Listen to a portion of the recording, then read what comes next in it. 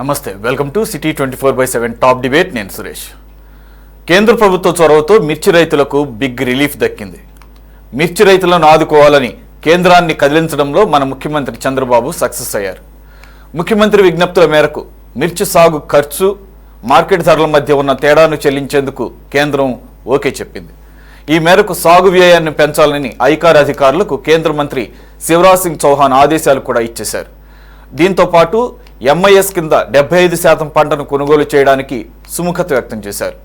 ఎగుమతుల్లో సమస్యలపై త్వరలో రాష్ట్ర స్థాయి సదస్సులు నిర్వహించి కీలక నిర్ణయాలు తీసుకోబోతున్నారు. ముందుగా ఈ అంశంపై డిబేట్లో పార్టిసిపేట్ చేస్తున్నారు మాతి వెంకటేశ్వరరావు గారు, Janasena party combined Krishna district vice president. నమస్తే సార్. అలాగే ముప్పాళ్ళ నాగేశ్వరరావు గారు, సిపిఐ సీనియర్ నాయకులు. నమస్తే సార్. అలాగే మనకి ప్రముఖ రాజకీయ విశ్లేషకులు, సీనియర్ జర్నలిస్ట్ ఉప్పాల లక్ష్మణ్ గారు కూడా అందుబాటులో ఉన్నారు. నమస్తే అండి. మరి కాసేపట్లో టీడీపీ నుంచి డాక్టర్ కర్నాటి వరలక్ష్మి గారు కూడా జాయిన్ అవుతారు. Okay, right. సార్ లక్ష్మణ్ గారు,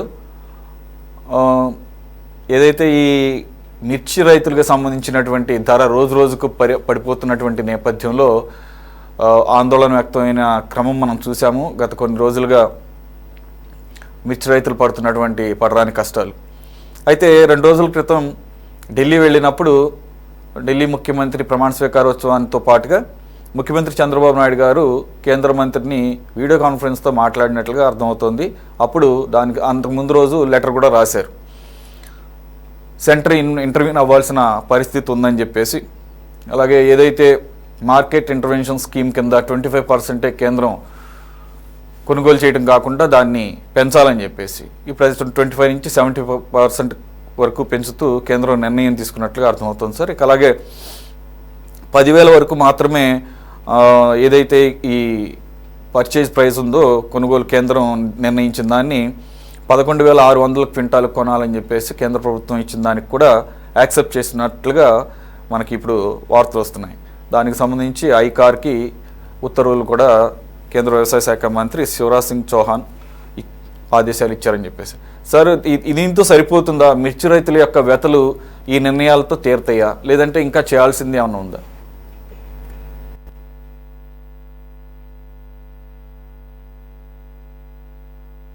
రైతుల యొక్క సమస్యలు పరిష్కారం విషయంలో కొంత సానుకూలంగా కేంద్రము వ్యవహరించినా కూడా పూర్తి బాధ్యత రాష్ట్ర ప్రభుత్వం. ఎందుకు అలా చెప్తున్నాను అంటే, ట్రేడర్స్ ఎవరైతే ఉన్నారో వాళ్ళు కొంటారు. ట్రేడర్స్ ఎక్కడ ఉంటారు? రాష్ట్రంలో ఉంటారు. వీళ్ళే కొంటారు. వీళ్ళే ఒకవేళ ఏదైనా ఎక్స్పోర్ట్ సంస్థలకు ఉంటే సప్లై చేసుకుంటారు. జనరల్గా ఇతర రాష్ట్రాల వాళ్ళు కానీ వచ్చి ఇక్కడ కొనేటువంటి పరిస్థితి ఉండదు. వాళ్ళకు ఒక అసోసియేషన్ కూడా. వీళ్ళు ఏం చేస్తారంటే సిండికేట్ అయిపోయి ఒక ధర వీళ్ళే నిర్ణయం చేసుకొని ఆ ధరకే కొంటాము, లేదంటే కొనము. ఎందుకు? మిర్చి యార్డులో పెట్టుకొని వారం రోజులు 10 రోజులు తినక ఆడ ఆ షెడ్లలో పడుకొని అవస్థలు పడతారు మిర్చి రైతులు. అంటే వాళ్ళ మీద కంట్రోల్ ఎవరికి ఉంది? ట్రేడర్స్ మీద.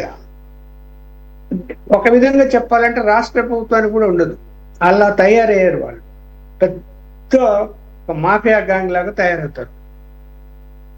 తయారైపోయి మేము కొనం అంటే ప్రభుత్వం ఏం చేస్తుంది? కొనమంటే ప్రభుత్వం కొనుక్కుంటుందా? కొనుక్కోదు కదా. ప్రభుత్వం కొనుక్కోవడం ఏం చేస్తుంది? ఇక్కడ ఏమైపోయింది అంటే సెంట్రల్ గవర్నమెంట్ కానీ స్టేట్ గవర్నమెంట్లో కానీ ఈ మిర్చి రైతులు కొనేటువంటి వ్యవస్థ, మార్కెట్ కానీ లేదా కేంద్రం కానీ కొని రాష్ట్రం కానీ కేంద్రం కానీ ఎగుమతులు చేస్తూ ఉంటే వీళ్ళకి ట్రేడర్స్కి భయం ఉంటుంది. అరే, మనము అలా రేట్ ఫిక్స్ చేస్తే వాళ్ళు ఒప్పుకోరు, వాళ్ళకు ప్రభుత్వం రేట్ ఫిక్స్ చేసి దానికి కొనుక్కుంటారు వాళ్ళు అనేటువంటిది వాళ్ళకి భయం. ఇప్పుడు ఇదేమైంది? నిత్యావసర వస్తువుల లిస్టులో మిర్చి లేదు. మళ్ళీ చెప్తున్నాను, దాని మీద కేంద్రం రాష్ట్ర ప్రభుత్వాలు దయదంచి రైతుల మీద వాళ్ళు ఏదైనా ఇదిగో ఈ రేటు కొనుక్కోండి అని సలహా చెప్పేవాళ్ళే కానీ వాళ్ళు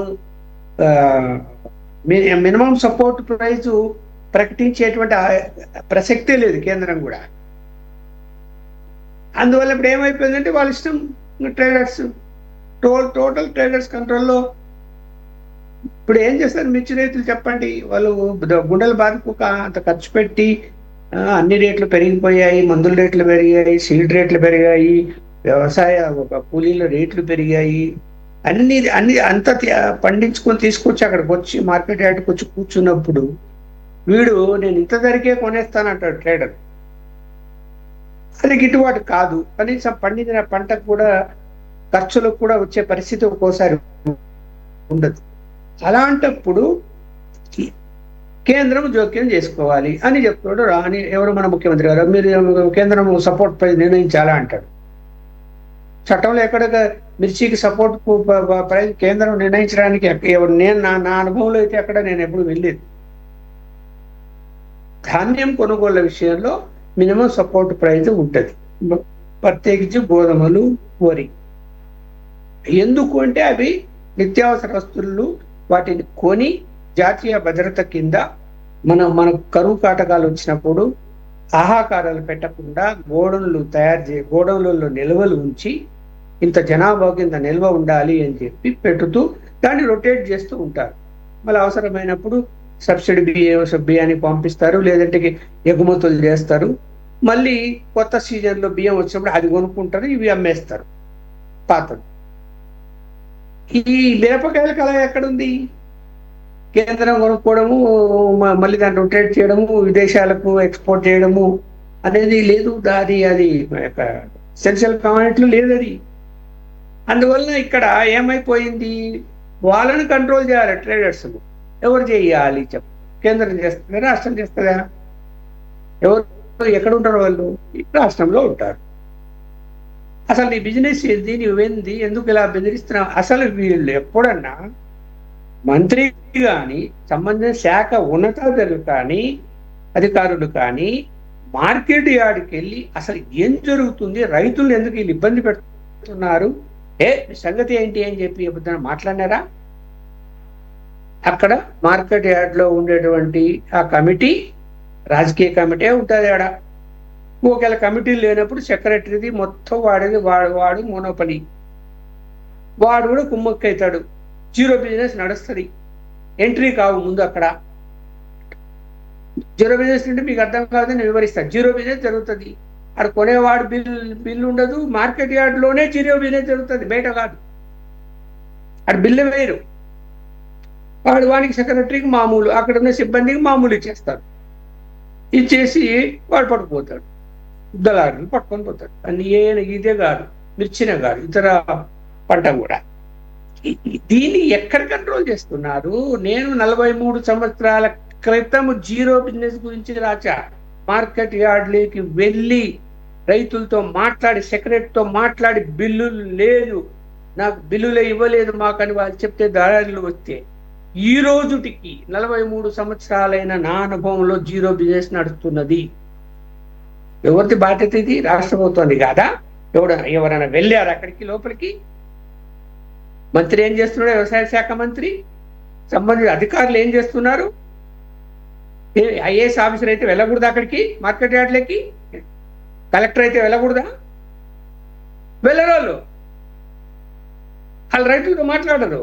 లేకపోతే కనుక దళాలతో పిలిచే, ఇప్పుడు ఇవాళ చంద్రబాబు నాయుడు వాళ్ళు పిలిచాడు ట్రేడర్స్ని, ఏదో మాట్లాడారని వార్తలు వస్తున్నాయి. మరి వాళ్ళు ఒప్పుకోవాలి కదా. ఆడ కూర్చుంటారు, టీ తాగుతారు, మళ్ళీ బయటికి పోతారు, వాళ్ళు ఏదో పర్యటన చేస్తారు, లేదు మేము ఒక 10 రూపాయలు పెంచుతాం అంటారు, అయిపోయి. లేదంటే కనుక కొనుక్కోరు, మాకు బిజినెస్ లేదు, ఎక్స్పోర్ట్ లేదు, మేము కొనము అని చెప్పి ఇంట్లో కూర్చుంటారు. వాళ్ళకి ఏం పోతుంది? నష్టం. ఇప్పుడు వ్యాపారం వస్తే లాభం వస్తుంది, వాడు మస్తుగా సంపాదించుకొని కూర్చుంటారు వాళ్ళు ట్రేడర్స్. ఈ సంవత్సరం కొనుక్కోకపోతే, అందులో లాభం రాకపోతే అతనికి వచ్చే నష్టం ఏమీ లేదు. మధ్యలో నష్టపోయింది రైతులు, ఆత్మహత్యలు చేసుకోవాల్సిందే వాళ్ళు. ఇంకా ఎందుకు? ప్రెషర్ ఉంటుంది వాళ్ళ మీద. ప్రైవేట్ అప్పులు తెచ్చుకుంటాడు వాడు. మార్కెట్ యార్డ్ పోయానయ్యా, అక్కడ అమ్ముతూనే నీకు సాయంత్రానికి డబ్బు తెచ్చిస్తా అంటాడు. వాడు రోజు ఫోన్లు కొడుతుంటాడు, నా డబ్బేది ఇంకా ఎందుకు అమ్మలేదు అని. లేదంటే బ్యాంకుల్లో కూడా కట్టాలి. లేకపోతే బ్యాంక్ వాడు ఇంటికి వచ్చి నోటీస్ ఇస్తాడు, బెదిరిస్తాడు. ఈ ప్రెషర్ ఉంటుంది మానసికంగా. ప్రైవేట్ అప్పులు, బ్యాంక్ అప్పులు, ఇంట్లో ఫ్యామిలీ, ఇవన్నీ వాడు తట్టుకోలేడు. ఏం చేస్తాడు? తక్కువ రేటుకి అమ్మాల్సి వస్తుంది విధి లేని పరిస్థితుల్లో. చివరికి రాజీ పడేసి మనకి వాడు అడిగిన రేటుకు ఇచ్చేస్తాడు. ఈ వ్యవస్థలో మార్పు ఎప్పుడు వస్తుంది? కేంద్రం ఏమైనా బెత్తం పెట్టుకొని వచ్చి నిలబడుతుంది అంటే వాళ్ళకేం హక్కు ఉంది? నాయనా బాబు ఈ రేటు కొనుక్కొని రా అని చెప్పగలి, ఇప్పుడు చెప్పారు అని మీరు చెప్తున్నారు. కేంద్ర ప్రభుత్వం ఈ రేటు కొనుక్కోండి, మీరు ఎక్స్పోర్ట్ చేసుకోండి అని చెప్తుంది. వాళ్ళు కొనమంటారు. ఏం చేస్తారు చెప్పండి చూద్దాం. మళ్ళీ మన మన మన మిత్రులు ఎవరైనా చెప్పండి ఏం చేస్తారో. వాళ్ళు కొనమంటే ఏం చట్టం ఉందో? ఏం చట్టం లేదు. సార్ ఉంపాళ్ళ నాగేశ్వరరావు గారు, sir can you hear me sir? Nageswararao గారు,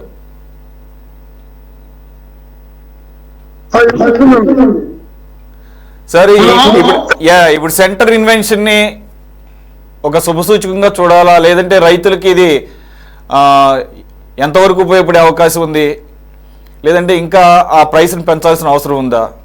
సాగు ఖర్చుని 11,600గా నిర్ణయించారంటున్నారు. మరి గత సంవత్సరంలో అలాగే అంతకుముందు సంవత్సరాల్లోనూ 20,000 పైన క్వింటాల్ అమ్మినటువంటి పరిస్థితి నుంచి ఇప్పుడు 10,000కి 11,000కి పడిపోయిందన్న పరిస్థితుల్లో సెంటర్ యొక్క ఇంటర్వెన్షన్ సరిపోతుందా? మిత్రులందరికీ నమస్కారం. మిర్చికి సంబంధించినటువంటి పెట్టుబడులు అపారంగా పెరిగిపోయినాయి.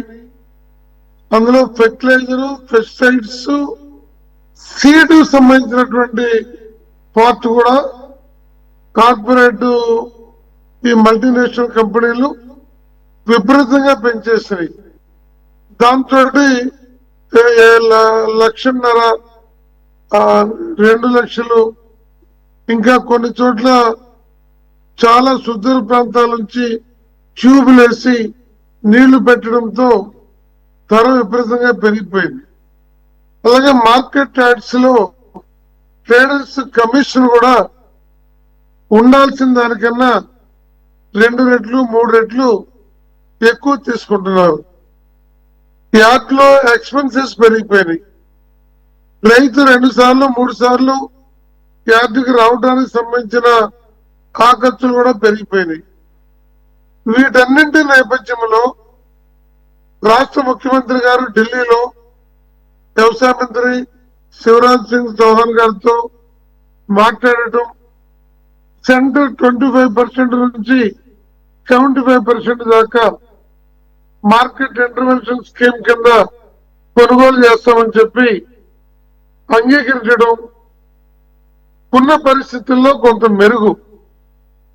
దాన్ని సానుకూలంగానే నేను స్పందిస్తాను. అయితే రాష్ట్ర ప్రభుత్వం చెప్పే ఈ 11,600 అనేటువంటి ధర రైతుకి సంతృప్తినివ్వదు. వారు పెట్టుబడులు పూర్తిగా రావడానికి అనుకూలంగా కూడా సాధ్యం కాదు. ఈ సంవత్సరం కూడా తెగుళ్ళు, ఆ దోమ, పంట దిగుబడి తగ్గడం, అక్కడక్కడ కొన్ని చోట్ల పీకేయడం చెదురుమదురుగా జరిగినాయి. అందువల్ల ఉన్న పరిస్థితుల్లో మినిమం 15,000 క్వింటాలు ధర ఉండేటట్టుగా చూడాల్సిన బాధ్యత రాష్ట్ర ప్రభుత్వం మీద ఉందని, అలా రాష్ట్ర ముఖ్యమంత్రి గారు ఈ మిర్చి రైతుని ఆదుకోవడానికి ఇప్పటికే క్రాప్ యాక్యురసీ తగ్గింది. కాటన్ లాగా మిర్చి మన స్టేట్ ఆల్ ఇండియాలోనే ఉమ్మడి ఆంధ్రప్రదేశ్ దేశం మొత్తం మీద నెంబర్ 1. ఇప్పుడు కంపారిటివ్ గా మన స్టేట్ కూడా మరి మొదటి 3 రాష్ట్రాల్లో ఒకటిగా ఉంటుంది.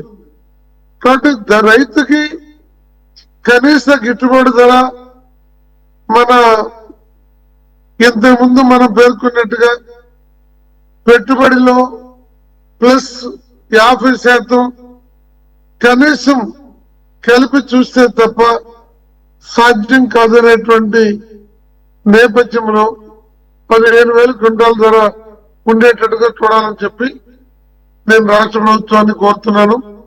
అసలు ఒక్కోసారి ఏమనిపిస్తుందంటే ఇప్పుడు ధర విషయం వచ్చింది, టొబాకో లాగా మిర్చిని కూడా దానికి ఒక బోర్డు ఏర్పాటు చేయడం చాలా అవసరం. ఇది మా రైతు సంఘాలు గత 2 దశాబ్దాలుగా దీని మీద దెబ్బలాడుతున్నాయి.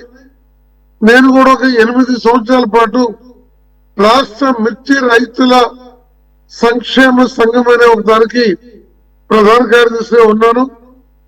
అప్పుడు బస్తా రేటు కానీ బస్తా కూలి కానీ వీటన్నిటి మీద గుంటూరు యార్డులో చాలా దెబ్బలాడాం. అందుకని మిర్చి బోర్డు ఒకటి ఏర్పాటు చేయటము, దానికి కావాల్సినటువంటి జాగ్రత్తల బోర్డు తీసుకోవటము, ఇప్పుడేమో అది మొత్తం కలిపి విడిగా లేకపోవటం మూలంగా పసుపుకి ఇటీవల బోర్డు వచ్చింది, దీనికైతే రాలేదు.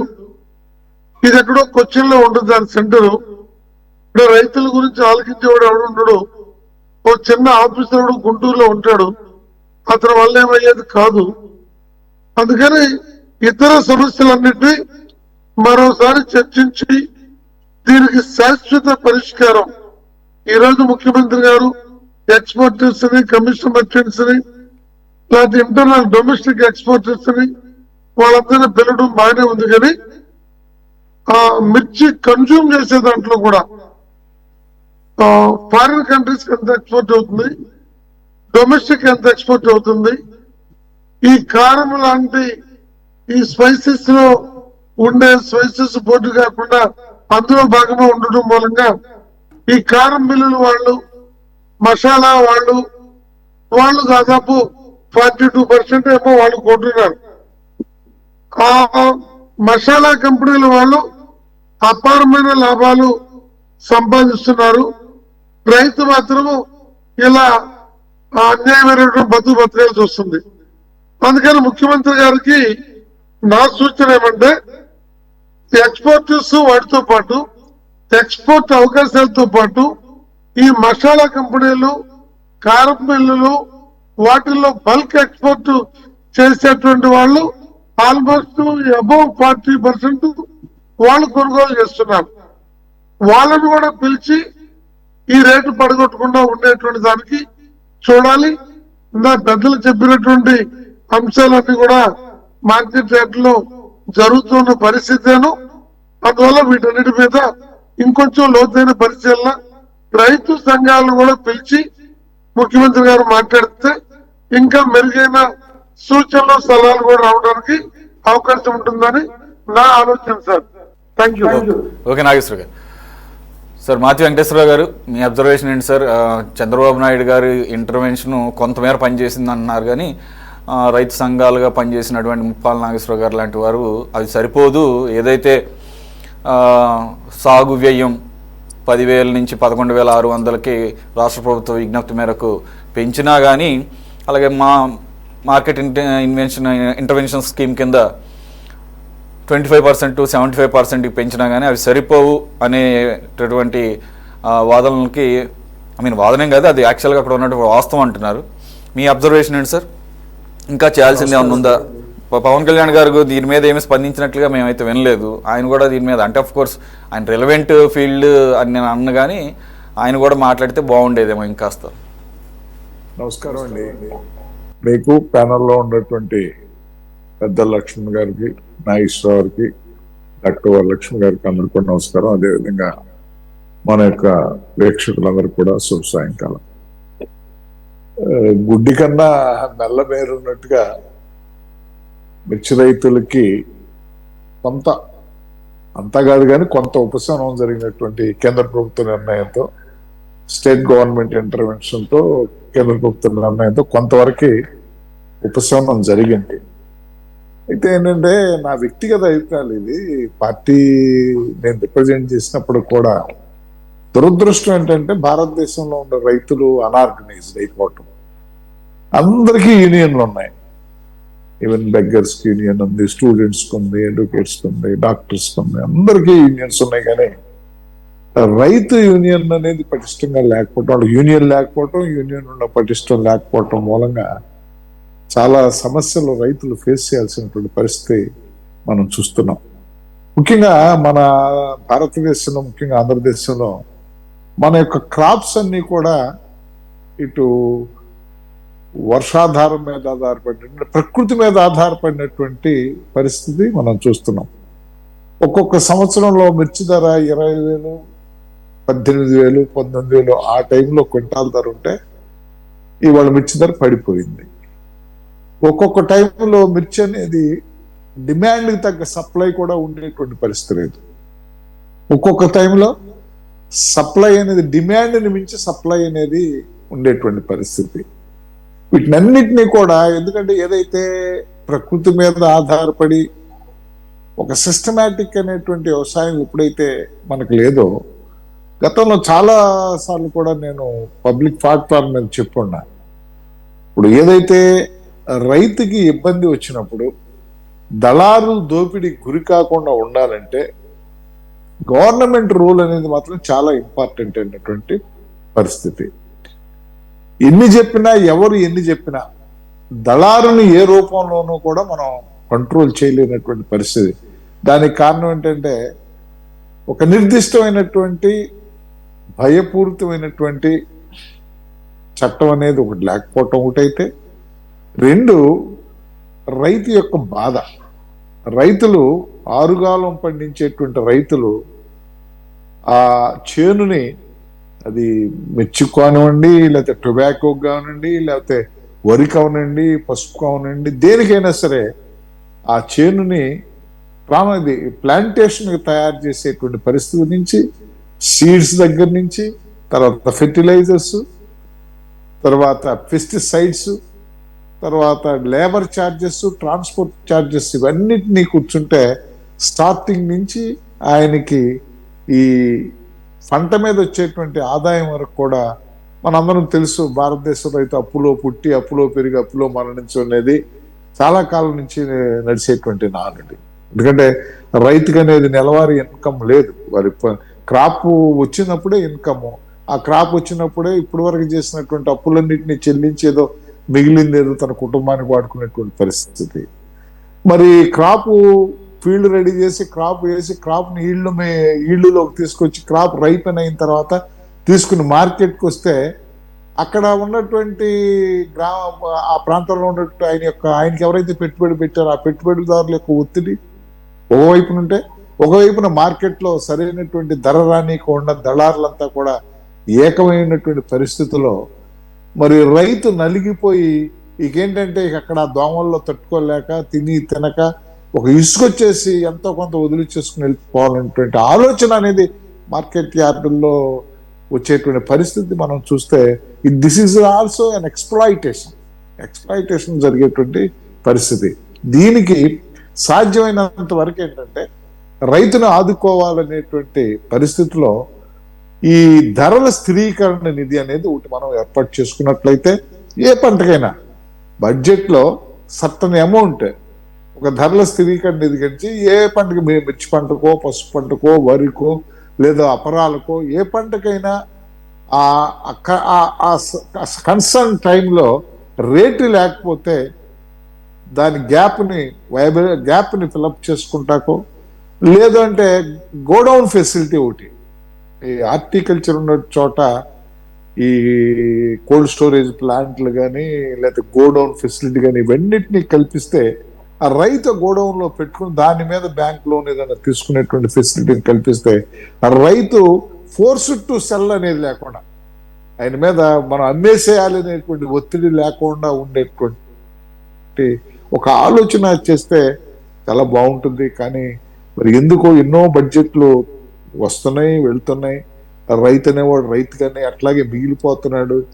ఒక గవర్నమెంట్లో రేట్ ఎక్కువ ఉంటే అది మా ఘనత అంటున్నారు, ఇంకో గవర్నమెంట్లో తక్కువ ఉంటే వాళ్ళ అసమర్థత అంటున్నారు. ఇవన్నీ కూడా మనం పొలిటికల్ యాంగిల్లో మాట్లాడుకుంటా ఉపయోగపడే. కానీ నేను మొట్టమొదటి చెప్పినట్టుగా కూడా ప్రకృతి మీద ఆధారపడి మనం పంటను తీసేటప్పుడు దాంట్లో ఉన్నటువంటి పరిస్థితులను ఆకలింపు చేసుకుని ఒక్కొక్క చోట, ఒక్కొక్క ఏరియాలో కొన్ని చోట కాటన్, కొన్ని చోట మిర్చి, కొన్ని చోట టొబాకో. అట్లాగే మనం టమాటాలు చూసుకున్నాం, మా ఏరియాలో టమాటాలు ఒక్కొక్క రోజున 50 రూపాయలు కిలో, 100 రూపాయలు, 50 రూపాయలు కొన్ని టమాటో 2 రూపాయలకు కూడా వెళ్ళినటువంటి పరిస్థితి మనం చూసాం. ఈ సిచ్యువేషన్ అంతా కూడా మనం బేరీజ్ వేసుకుని ముందు చర్యగానే తగినటువంటి చర్యలు తీసుకుంటేనే ఈ సమాజంలో రైతు అనే ఆయనకి మనం మేలు చేయగలుగుతాం అనేటువంటి ఆలోచన చేయాల్సినటువంటి బాధ్యత ప్రభుత్వాలపైన ఉంది. దాంట్లో నిస్సందేహంగా చెప్పవచ్చు. ఉన్నంత పరిస్థితుల్లో వాళ్ళ ప్రభుత్వాలు కూడా రైతుకి ఏదో చెయ్యాలి అనేటువంటి ఆలోచన, తద్వారా రైతు సంఘాలు కానీ ఆ కన్సర్న్ ఫీల్డ్ లో ఉన్నటువంటి ప్రయత్నాలు చేసినప్పుడు కూడా ఈ దళారీ వ్యవస్థ అనేది అన్నిట్లో కూడా ఈ మిడిల్ మ్యాన్ వాళ్ళ ఇంటర్వెన్షన్ మూలంగా అన్ని రకాల అమ్మే దాంట్లో కమిషను, కొనే దాంట్లో కొనేవాడి దగ్గర కమిషన్, అమ్మేవాడి దగ్గర కమిషను. మోర్ దాన్ని ఎట్లా అవుతుందంటే పంట ఆరుగాలం పండించిన రైతు కన్నా ఒక క్వింటాల్కి వాళ్ళకి ఎక్కువ లాభం వచ్చేటువంటి పరిస్థితులు కొన్ని మనం చూస్తుంటే కూడా చాలా హృదయ విదారకమైనటువంటి పరిస్థితులు. వీటినన్నిటినీ కూడా చేయాలంటే గవర్నమెంట్ అనేది కూడా ఒక నిర్దిష్టమైనటువంటి పాలసీని ఈ నాట్ ఓన్లీ మిర్చి అనే దాని మీద కాకుండా ఈ మార్కెట్ యార్డుల్ని అడ్మినిస్ట్రేషన్లో కానీ లేదు దళారీ వ్యవస్థను రూపుమాపేటువంటి పరిస్థితుల్లో కానీ రైతు యొక్క తాత్కాలిక అవసరాలని ఆదుకుంటానికి కావలసినటువంటి ఫెసిలిటీస్ కల్పనలో కానీ ఒక నిర్దిష్టమైన ప్రమాణాలు పాటిస్తే భారతదేశంలో ఉన్నటువంటి రైతుకు ఎంతో కొంత మనం మేలు చేసిన వాళ్ళు అవుతాం అనేది నా నిశ్చిత అభిప్రాయం. ఓకే వెంకటేశ్వర. వరలక్ష్మి గారు, మేడం, am I audible? నమస్తే అండి. మీ కూటమి ప్రభుత్వం అఫ్ కోర్స్ 2014-19 మధ్య కూడా ధరల స్థిరీకరణ నిధి ద్వారా ఇలాంటి పరిస్థితి వచ్చినప్పుడు అప్పుడు మిర్చి రైతులకు 1500 రూపాయలు ఇచ్చి ఆదుకున్నామని చెప్తున్నారు. మరి ఈసారి ఎందుకని ఆ పరిస్థితి లేదు? అంటే అధికారంలోకి రావడం 9 నెలలు అవడం మూలంగా, అలాగే పూర్తి స్థాయి బడ్జెట్ ప్రవేశపెట్టడం మూలంగా ఈ పరిస్థితి వచ్చిందా? గత ప్రభుత్వం అయితే ధరల స్థిరీకరణ నిధిలో అసలు రూపాయి కూడా కేటాయించలేదని చెప్పేసి వార్తలు వస్తున్నాయి. దాన్ని ఏమైనా కారణంగా చెప్పి తప్పించుకోవాలనుకుంటున్నారా? రెండోది, కొంత ఏదైతే చంద్రబాబు నాయుడు గారు కేంద్రానికి రిప్రజెంట్ చేసినప్పుడు కొంత గుడ్ న్యూస్ ఈరోజు అయితే వచ్చింది, కానీ అది సరిపోదు అంటున్నారు. రైతు సంఘాల్లో పనిచేసినటువంటి ముప్పాల నాగేశ్వరరావు గారు లాంటి వాళ్ళు అయితే సెంటర్ నిర్ణయించిన 10,000 రూపాయల నుంచి 11,600 కాదు, రాష్ట్ర ప్రభుత్వం రిక్వెస్ట్ మేరకు పెంచడం, అది 15,000 అయితే కానీ వారికి గిట్టుబాటు కాదని చెప్పేసి అంటున్నారు. మరి ఆ రకంగా ఎందుకని క్షేత్రస్థాయిలో స్టడీ చేసి ఏ ధర అయితే వీరికి రైతులకి ఆమోదయోగ్యంగా ఉంటుందని చెప్పేసి ఎందుకని ఆ రకంగా ముందుకు వెళ్ళలేదు? మేడం, మీ అబ్జర్వేషన్. గుడ్ ఈవినింగ్ అండి సురేష్ గారు. మీకు ప్యానెల్లో ఈరోజు కూర్చున్న పెద్దలందరికీ కూడా నమస్కారం. ముఖ్యంగా సార్, నేను యాక్చువల్గా పల్నాడు అంటేనే మిర్చి. సో పల్నాడులో నేను ముఖ్యంగా చూసిందండి, ఇవాళ రాష్ట్ర ప్రభుత్వం యాక్చువల్గా చొరవతో ఒక రకంగా కొంచెం రిలీఫ్ కూడా వచ్చిందండి రైతులకి. ఎందుకంటే నేను చెప్తున్నా, ఇప్పుడు భారతదేశం అనే కదండి, ఎక్కడైనా కానీ మన భారతదేశం ముఖ్యంగా 80%, మోర్ దాన్ 80% మనం అగ్రికల్చర్ డిపెండెంట్ అండి. మనం ఇక్కడ ఉన్న ప్రతి ఒక్కళ్ళు అలాంటి పల్నాడు ఏరియాలన్నీ ముఖ్యంగా ఎంత వెనుకబడిన ప్రాంతమో మీ అందరికీ తెలుసు. పల్నాడు గురించి ఒకటి, వాటర్ స్కార్సిటీ నుంచి బయటపడి, ఆ తెగుళ్ళ నుంచి బయటపడి ప్రతి ఒక్కళ్ళు ఇది పెద్ద లార్జ్ స్కేల్లో చేసేవాళ్ళు ఎవరు లేరండి. ఇవాళ మనకి బయట కంట్రీస్ లాగా లార్జ్ స్కేల్లో వ్యవసాయం చేయట్లేదు. రెండోది, ప్రతి ఒక్కళ్ళు చిన్నకారు రైతులండి, చిన్న వాళ్ళు. ఇక్కడ మనకి ఇవాళ మిర్చి ఇవాళ గిట్టుబాటు ధర లేదని మనం ఒక విధంగా బాధపడుతున్నాము.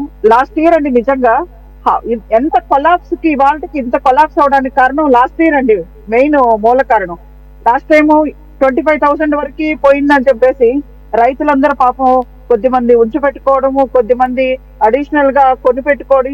ఈ సంవత్సరం ఎంత పెద్ద ప్రాబ్లం వచ్చిందంటే ఒక్కసారిగా కొలాప్స్ అయిపోయి ఈ మిర్చి రైతులకి అనుబంధంగా ఉన్న ఫస్ట్ ఏదైతే పురుగుల మందులు షాప్స్ ఏమున్నాయో, ఏదైతే విత్తనాలు ఉన్నాయో, ఇవన్నీ అండి మీకు తెలీదు. ఎస్పెషల్లీ పల్నాడు గురజాల నియోజకవర్గంలో ఎన్ని వందల కోట్ల లాస్ వచ్చిందండి రైతులకి ఈ సంవత్సరం అండి. ఇది కనీ విరిగిన నష్టం అండి. అది నిజంగా అంటే మనం ఏదో ఇవాళ టీవీ ముందు మనం కూర్చొని ఇలా చేస్తుంటే బాగున్ను, అలా చేస్తుంటే బాగున్ను అన్నారు. కానీ పెద్దలు లక్ష్మణరావు గారు అయితేనేంటి, మిగతా వారు చెప్పిన విధంగా అసలు రైతుని ఈ మధ్యలో ఈ దళారీ వ్యవస్థ లేకుండా డైరెక్ట్ గా ప్రభుత్వం నుంచి రైతు, లేకపోతే రైతు నుంచి డైరెక్ట్ గా ఏవైతే కంపెనీస్ ఉన్నాయో వాళ్ళకి తీసుకొని ఉంటే బాగుండేదని. అది నిజంగా అండి. పల్నాడులో ఉన్న రైతులను చూస్తే మీరు ఇవాళ ఎంతమంది కంటిన్యూస్ గా సార్ లాస్ట్ 3 years గా వచ్చిన లాస్ కి ఎక్కడికక్కడికి పొలాలు అమ్ముకుందామా, లేకుంటే ఉన్న ఇళ్లు అమ్ముకుందామనే అంత పరిస్థితిలో ఉన్నారండి. మీకు నిజంగా ఈ రైతు గురించి మనం మాట్లాడాలి, రైతుల కోసం సంస్కరణలు చేయాలన్నా కానివ్వండి, మనం ఎప్పుడు చూసినా కానీ పొలిటికల్ ఇష్యూస్ మాట్లాడుకొని, యూజ్లెస్ థింగ్స్ మాట్లాడుకొని ఎప్పుడు ఈ డిస్కషన్ తోనే సరిపోతా ఉంది. ఇవాళ ఏదో జగన్మోహన్ రెడ్డి గారు మొన్న హైడ్రామా ఒకటి వచ్చి చేశారండి. ఇదేదో నేను పొలిటికల్ గురించి మాట్లాడడం అని కాదు. ఇదే జగన్మోహన్ రెడ్డి లాస్ట్ టైం ఒక్కసారిగా కొలాప్స్ అయిపోతే అండి మిర్చి, ఒక్కసారి తెగుళ్ళు వచ్చినా కానీ, లేకుంటే ఫ్లడ్ వచ్చినా కానీ, ఏ రోజు కూడా ముఖ్యమంత్రి స్థానంలో ఉన్నప్పుడు ఒక్క రోజు కూడా ప్రజల్లోకి వచ్చో, లేకపోతే ఫలానా పంట ఇబ్బంది పడిందో కనీసం లోకల్ ఎమ్మెల్యేస్ కానివ్వండి, లేకపోతే సంబంధిత అగ్రికల్చర్ మినిస్ట్రీ అసలు ఎవరు తీసుకున్నారో, ఎవరు ఏంటి అనేది ఏ రోజు కూడా జరగలేదు. ఇవాళ చంద్రబాబు నాయుడు గారు ఆధ్వర్యంలో ఉన్న కూటమి ప్రభుత్వం అండి, కనీసం మేమొచ్చి ఒక 8 నెలలు అవుతుంది, ఇది 9వ నెల. ఇవన్నీ సంస్కరించుకొని అట్లీస్ట్ ఇవాళ కేంద్ర ప్రభుత్వం ముందుకు తీసుకెళ్లి ఆయన రైతులకు ఇబ్బందులు ఇది ఉందండి, రైతులకి కనీసం కావాలని ఇవన్నీ చెప్పి 70% అయినా కొనుగోలు చేయాలని కేంద్ర ప్రభుత్వం కూడా వాళ్ళు మనకు సానుకూలంగా స్పందించినందుకు మనందరం థ్యాంక్స్ చెప్పుకోవాలండి. ఇవాళ చంద్రబాబు నాయుడు గారికి, ఇవాళ రైతుల తరపు నుంచి కూడా అసలు గత ప్రభుత్వంలో కంప్లీట్ గా నెగ్లిజెన్సీకి గురైంది ఏంటంటే, మిగతా అన్ని ఒక ఎత్తు అయితే రైతులండి లాస్ట్ టైం కూడా ఇంతే, ఎంత ఫ్లడ్ వచ్చి అందరూ ఎంత ఇబ్బంది పడితే కనీసం వచ్చి పలకరించిన పాపాన్ని పోలేదండి పల్నాడులో ఉన్న రైతుల్ని. ఇక్కడ ఉన్న ఎమ్మెల్యేస్ కానీ, అప్పుడున్న ఆ టైంలో ఉన్న వాళ్ళు. ఇవాళ మనం రైతుల గురించి మాట్లాడుకుంటున్నాము, ఏదో నేను వచ్చాను మిర్చి ఆడుకొచ్చేసాను అని. ఒక 10 నిమిషాలు ఉంటేనే ఆయన 100 సార్లు ఖర్చు అడ్డం పెట్టుకొని తుమ్ముతున్నారండి. అలాంటి పాప రైతులు 6 కాలాలు పండించి ఇవాళ ఎవరిని ఏం చేయలేను. ఎందుకంటే ఒక రైతు గురించి అండి, ఆ సరౌండింగ్ బిజినెస్లన్నీ కూడా సరౌండింగ్ మొత్తం డెవలప్ అయ్యేది ఒక రైతు బాగుంటేనండి. ఏదైనా మీరు అనుకుంటున్నారేమో మరి పల్నాడులో ఎంత దారుణంగా తయారైందండి సార్. ఆల్ బిజినెసెస్ రిలేటెడ్ ప్రతి ఒక్కళ్ళు రైతుకి అనుబంధంగానే ఉంటాయి. రైతు బాగుంటే మిగతా వాళ్ళందరూ కూడా బాగుంటారు. మీకు రీసెంట్ గా మీకు తెలుసా లేదో సార్, ఎంతమంది ఐపీఎల్కి అపీల్ అయిపోయి ఐపీఎల్ పెట్టేసి ఇవాళ ఫర్టిలైజర్స్ అయితే అక్కడ ఉన్న షాప్స్ అయితేనేంటి అందరూ, ఎందుకంటే చిన్న చిన్న రైతులు కాబట్టి పెట్టుబడులకు అన్ని ఇచ్చేస్తా ఉంటారండి. రైతు కట్టలేని పరిస్థితి వచ్చేస్తుంది. దాని విధంగా అక్కడున్న వ్యాపార సంస్థల మీద కూడా పడిపోయి ఎక్కడ ఇవాళ కనీసం ఒక 5,000 బయట ఊర్లలో పుట్టే పరిస్థితి లేదండి రైతులకు కానీ ఎవరికైనా కానీ. అంటే ఇవి ఒకదానికొకటి ఇంటర్లింక్ గా రైతుని మనం ఏమనుకుంటున్నామంటే ఓన్లీ రైతు ఒక్కడే కుదేలైపోతున్నారు అని అనుకుంటున్నాండి. రైతు కాదండి, భారతదేశ ఆర్థిక వ్యవస్థ కుదేలైపోతుంది. రైతు బాగుంటే అందరూ బాగుంటారండి, స్కూల్స్ బాగుంటాయి, హాస్పిటల్స్ బాగుంటాయి, పక్కనున్న వ్యాపార సంస్థలన్నీ బాగుంటాయి. మెయిన్ ఏదైతే ఆధారితమైన ఆ పర్సనే కొలాప్స్ అయిపోతే భారతదేశం ఏ విధంగా అభివృద్ధి చెందద్ది? మనం ఎన్ని ఐటీ రంగాల్లో మనం ముందుకెళ్తే అభివృద్ధి చెందద్దండి. అన్నం తినాలి కదా, ఎవరైనా ఐటీ ఎంప్లాయ్ అయినా అన్నం తినాలి, ఎవరైనా ముఖ్యమంత్రి గారైనా ప్రధానమంత్రి గారైనా మనమైనా అందరూ అన్నం తినాలండి. దీనంతటికీ మూల కారణం రైతు బాగుంటేనే మనం బాగుంటాము. అంతేకాని ఎవరికి వాళ్ళని ఏదో మనం కంటి తుడుపు చర్యగా మా ప్రభుత్వం వచ్చింది మేము ఇలా ఆదుకున్నాం, ఇంకొక ప్రభుత్వం వచ్చింది ఇలా ఫెయిల్యూర్ అయింది కాదండి. ఇప్పుడు పెద్దవారు చెప్పినట్టు కూడా నేను దాన్ని నిజంగా యాక్సెప్ట్ చేస్తున్నాను సార్. ఒక రైతు బిడ్డగా నాకు తెలుసండి మేము ఎంత కష్టపడి ఇలాంటి రిమోట్ ఏరియాస్ నుంచి ఇలా వచ్చామంటే మా తల్లిదండ్రులు ఎంత కష్టపడి ఉంటారో ఒక రైతులుగా, చిన్న చిన్న సన్నకారు రైతులుగా మేమందరం కూడా ఒకటే రిక్వెస్ట్ చేస్తున్నామండి.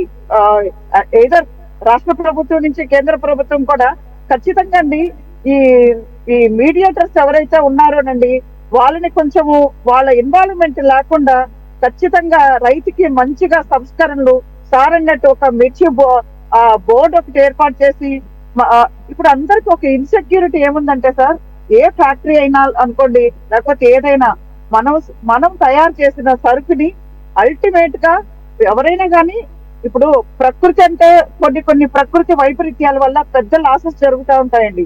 వాటిని ఎలానో రైతులు తట్టుకుంటున్నారు.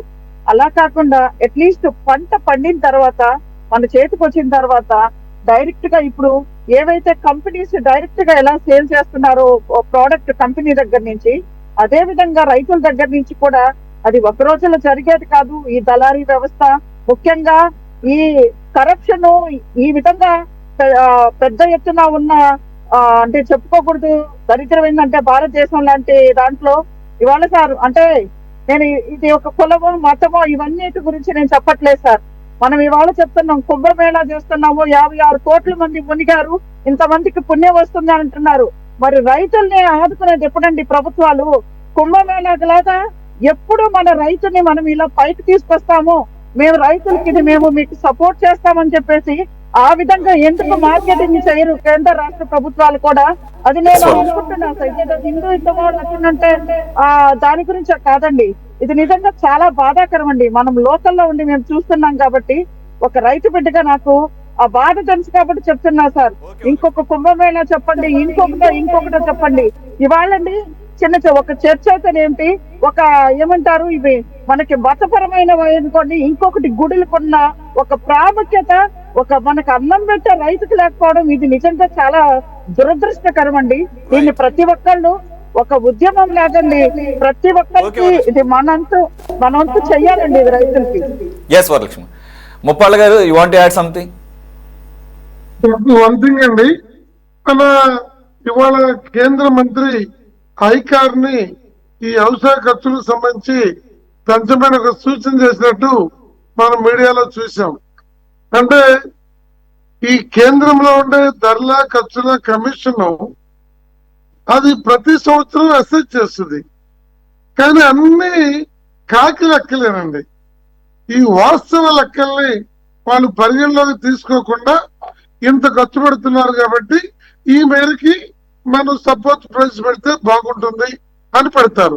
అది కూలి రేట్లు దగ్గర నుండి అన్ని పెరిగిపోయినటువంటి వాస్తవ రేట్లని ఈ కేంద్ర ధరల ఖర్చుల కమిషన్ పరిగణలోకి తీసుకోవాలి తప్ప, ఏదో మంత్రి గారు చెబితే వ్యవసాయ వ్యయాన్ని పెంచడము దంచడము కాకుండా ఆ ఫ్యాక్ట్ మీద ఉండాలి అనేటువంటిది చాలా కీలకమైంది.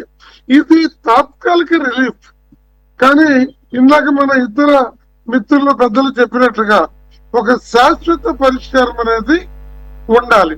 ఇటీవల ఇవాళ ఢిల్లీలో ఈ పంజాబ్ రైతులతో కూడినటువంటి చర్చలు జరుగుతున్నాయి. ఇది చాలా దారుణం కదండి. 54 రోజులు దళాల ఆమరణ నిరాదీక్ష చేస్తే 57 రోజులు పొడిచేవాళ్ళుగా చనిపోయారు. 54 రోజులు ఒక అగ్ర రైతు నాయకుడు కేంద్రంలో ఢిల్లీలో ఆమరణ దీక్ష చేస్తే వాళ్ళు పట్టించుకున్న ప్రైమ్ మినిస్టర్ కానీ, పట్టించుకున్న వ్యవసాయ మంత్రి కానీ, చాలా రాష్ట్రాల ముఖ్యమంత్రులు బెల్లం కొట్టిన రాళ్ళలా కూర్చున్నారు. రాజకీయాలు ప్రధానం అవుతున్నాయి, ఓట్లేమో రైతులు అవుతున్నాయి. ఈ విషయంలో కొద్దిగా ఆ మార్పు జరగాలి.